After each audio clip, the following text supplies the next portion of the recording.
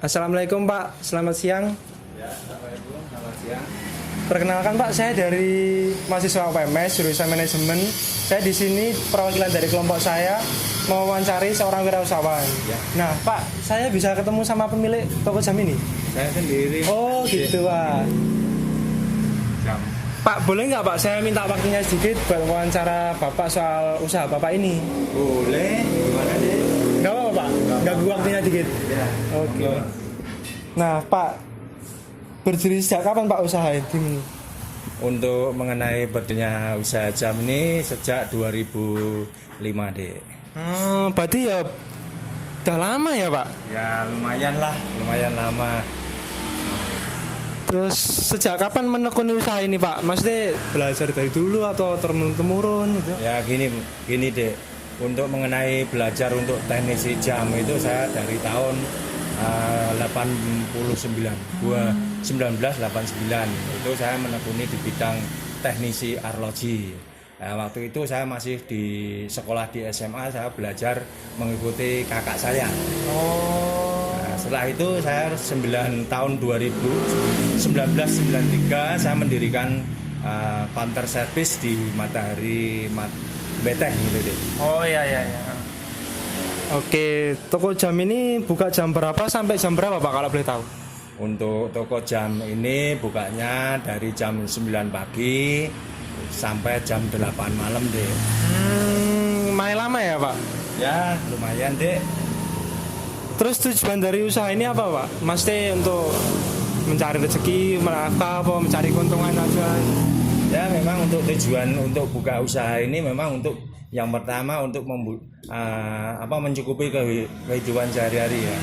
Untuk yang kedua itu seperti untuk menyekolahkan anak-anak saya dan lain sebagainya itu. Terus ini Pak, kalau boleh tahu modal awal untuk mendirikan toko ini berapa ya Pak? Kalau boleh tahu sih, kisar-kisar aja, rata-rata. Untuk modal awal untuk mendirikan toko jam dan servis ini ya lumayan banyak deh. Kemarin dulu saya modal awalnya sekitar 150 deh. Oh, ya banyak ya Pak? Ya. 50 juta ya deh. Oh, 150 juta. Oke. Terus keuntungan perharinya tuh berapa ya Pak? Diperkirakan ya kira-kiranya aja lah Pak. Untuk keuntungan itu tidak bisa ditetapkan kira-kira per hari berapa, tidak bisa. Kadang katakanlah dapat 300, dapat 200, ya saya perhitungannya per bulan deh. Per bulan. Ya. Oh gitu, oke. Terus kenapa milih usaha jam Pak? Kan banyak kayak sate, terus potong rambut gitu Pak. Ini deh, untuk mengenai usaha jam itu memang dari dulu waktu saya masih di SMA itu memang saya bercita-cita untuk melanjutkan usaha teknisi jam yang mana usaha itu telah dimiliki orang tua saya. Untuk itu memang saya dari waktu SMA itu pengen sekali untuk berwirausaha, ya khususnya di arloji ini, di teknisi sama buka toko. Turun temurun ya Pak? Ya, itu termasuk turun temurun itu. Karena apa? Untuk saya mempunyai feeling untuk usaha jam dan servis itu saingannya masih sedikit. Oh gitu. Oke. Terus kalau kan ya walaupun sedikit pasti kan ada pesaingnya atau Pak. Nah itu gimana Pak caranya Bapak buat ngadepin pesaingnya, atau harganya yang bisa bersaing atau gimana Pak? Untuk memang semua usaha itu ada saingannya, Dek. Hanya saja kita yang pertama itu saya harus sama customer itu harus melayani dengan sopan, yang satu. Yang kedua, walaupun customer cuma lihat-lihat saja, tetap saya layani dengan baik, sehingga sebenarnya tidak beli, hanya lihat saja. Kalau saya melayani dengan baik, ya alhamdulillah kadang ada customer langsung beli. Oke. Nah Pak, kalau boleh tahu aja nih Pak, boleh jawab boleh enggak, tapi di mana sih Pak kebutuhan stok jam Bapak itu dipenuhi? Kayak disetori langsung dari pabriknya atau pulaan di mana atau gitu Pak? Ini untuk mengenai arloji itu saya mendatangkan dari Surabaya, dari Jakarta, dan semua itu alhamdulillah saya banyak sales yang mendatangi toko saya, menawarkan ya mengenai harga. Saya juga sharing antara sales satu dengan yang lain, sehingga apabila nanti sales yang ini lebih murah pasti saya ngambil. Oh gitu ya Pak. Oke. Nah Pak, pasti kan semua usaha ada resiko sama kendalanya ya Pak. Nah salah satu ini mesti toko jam ini ada kendalanya. Nah kendalanya itu apa Pak kalau boleh disebutkan? Kalau mengenai kendala itu sebenarnya semua usaha itu ada kendalanya. Yang pertama itu kendala yang paling pokok itu adalah modal. Oh, itu modal itu sangat-sangat penting sekali, sehingga kita harus memanage katakanlah untuk modal sekian tadi yang saya sebutkan tadi 150 juta itu saya beli ini untuk supaya jamnya itu komplit bagaimana.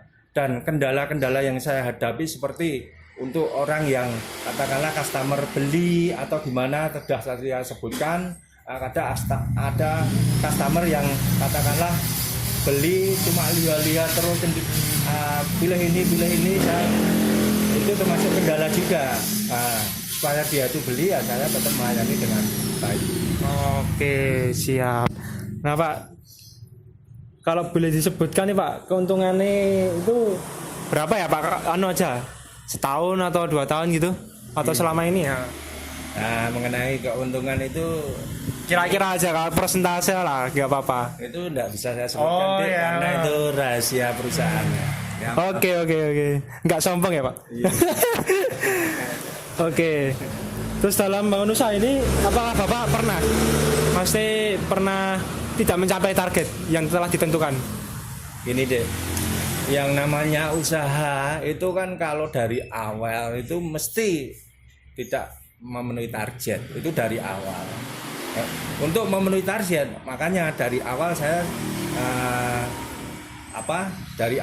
untuk menarik pembeli customer itu selalu saya dengan layani dengan baik supaya bisa memenuhi target. Karena kalau katakanlah target per bulan tidak terpenuhi, ya mau tidak mau kita harus tutup. Tapi alhamdulillah ini dari bulan pertama, kedua, ketiga itu grafiknya naik. Ya, alhamdulillah. Jadi alhamdulillah ini target selalu bisa menutup. Oke, alhamdulillah. Nah Pak, ini Pak, pertanyaan terakhir nih Pak. Rata-rata yang beli jam tuh kisaran umur berapa ya Pak? Apakah masih kecil, muda, atau udah tua gitu Pak? Ini deh, untuk mengenai yang beli jam itu kita itu yang masuk di toko kami itu berbagai kalangan. Dari anak kecil diantar ibunya, dari ABG, dari mahasiswa, dari orang tua, ibu-ibu. Saya menyediakan berbagai jam yang mana supaya untuk mengenai customer masuk di toko saya itu saya tidak mengembalikan. Oh, jadi gitu ya Pak. Alhamdulillah masuk sini cari jam gini pasti ada. Oke. Nah Pak, sekian nih pertanyaan yang bisa saya ajukan. Nah, makasih nih Pak buat waktu luangnya. Jadi saya minta maaf kalau apabila ada kata-kata yang kurang berkenan. Nah, ini saya mau lanjut ke kampus dulu. Iya, Dek. Terima kasih ya Pak. Untuk mengenai kata-kata yang tidak benar, semua kata-kata yang Adik paparkan sama saya itu memotivasi saya, usaha saya semoga lebih. Oke, makasih ya Pak. Wassalamualaikum Pak.